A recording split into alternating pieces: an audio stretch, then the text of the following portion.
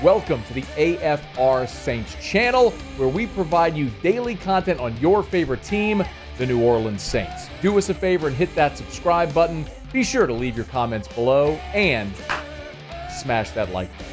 Who dat?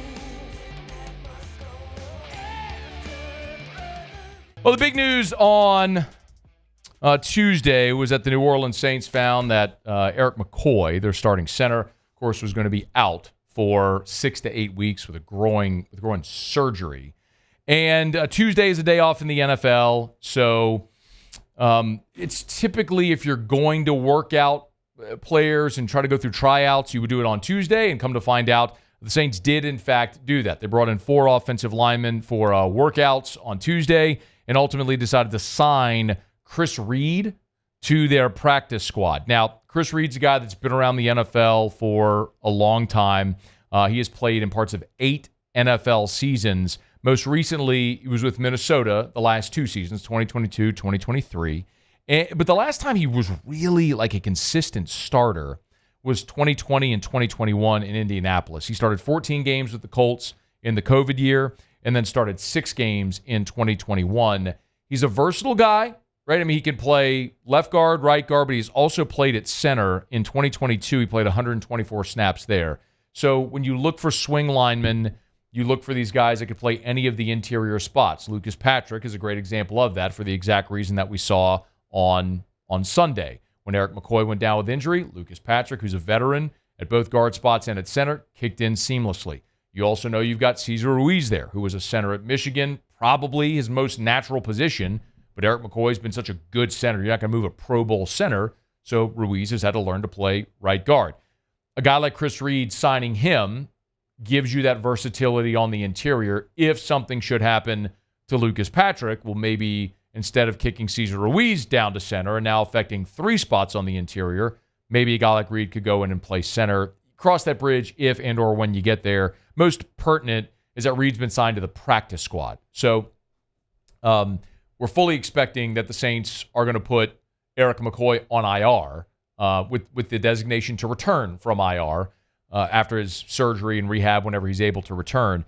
But they did not sign Reed to the active roster. So he's not on the 53. He's on the practice squad. So if they wanted to activate him for a game, they would have to sign him to the 53-man roster. In theory, you could put Erik McCoy on IR and then sign Chris Reed to the active roster. It's also worth mentioning you have a veteran in Shane Lemieux, who's a similar guy, a veteran player, versatile, rotational interior guy that's currently on your practice squad. You could choose to sign Lemieux because he's been with your team, knows the system, knows the offense, the terminology a little bit better, just maybe a more seamless transition.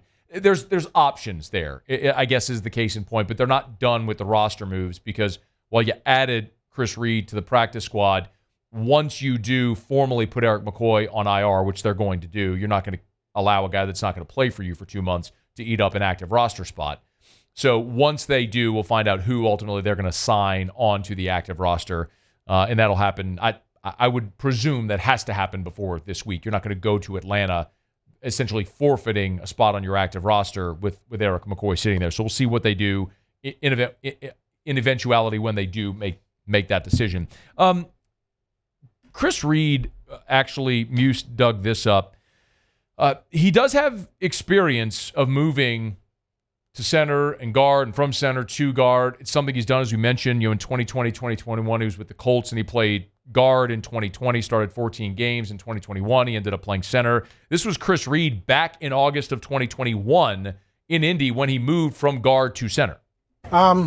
Basically, it's just, you're making calls now a lot more at center than you are guard. And then also just technique's a little bit different, and you're obviously touching the ball. So it's kind of a big deal, but it's always snap first and go from there.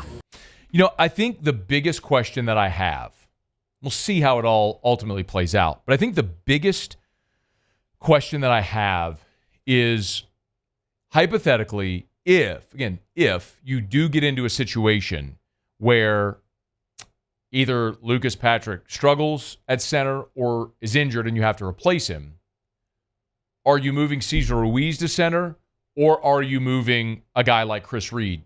Provided he's signed to the active roster and is activated on game day, do you move him to center? Now, knock on Formica, we hope that doesn't happen. one of the real benefits this week the Saints have is they have an entire week of getting Lucas Patrick ready to be the starting center. I mean, last week before Philly, he was getting ready to be the starting left guard against the Philadelphia Eagles, and 3 plays in, boom, all that week of preparation's out the window, and now he's your starting center for the duration of the game, trying to block Jalen Carter. Good luck, kid. Sorry. It's actually not that different just in principle from what we saw, if you remember, Jameis Winston's first year in New Orleans when Drew Brees got hurt. It would have been the COVID year, wouldn't it have been in 20? Brees got hurt.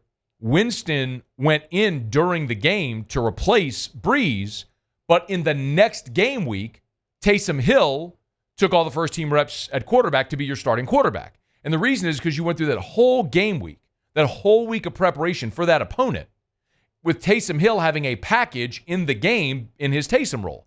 Well, Brees gets hurt. If you would have taken Taysom into quarterback there, then you're not only missing Brees, but now you're missing Taysom in the role that he had prepared for the whole week and making him a quarterback. So that's why Jameis, if you remember that game, went in and played quarterback, and then next week Taysom started.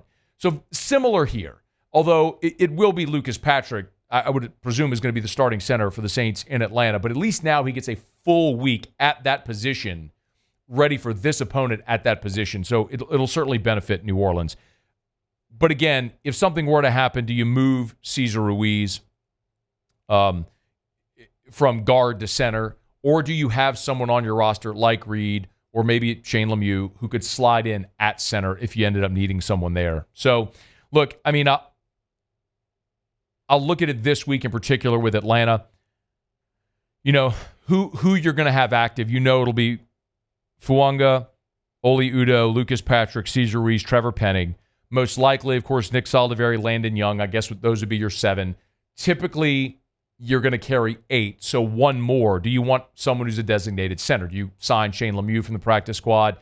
Do you sign Chris Reed on a short week to your active roster? We'll see ultimately what they elect to do. But a little bit of musical chairs there on the offensive line for New Orleans, but they've added one piece that we know now in Chris Reed, who's been signed to the Saints practice squad. No doubt as this week goes along, they'll have a clearer picture of what they're going to do when they get ready for the Atlanta Falcons. We'll get to the injury report as well. The first injury report of the week is out, so we'll let you know how it all panned out. There were 2 very notable absences, I could tell you. Our guy Ross Jackson over at LouisianaSports.net was at practice. Alvin Kamara, Alante Taylor, among those not at practice today. So hopefully nothing serious. We'll see how it goes as the week goes along, but a couple of notable players there that were absent for New Orleans here on Wednesday. Hey, thanks so much for watching. Please leave your comments. I love to interact, and be sure to hit the red subscribe button below.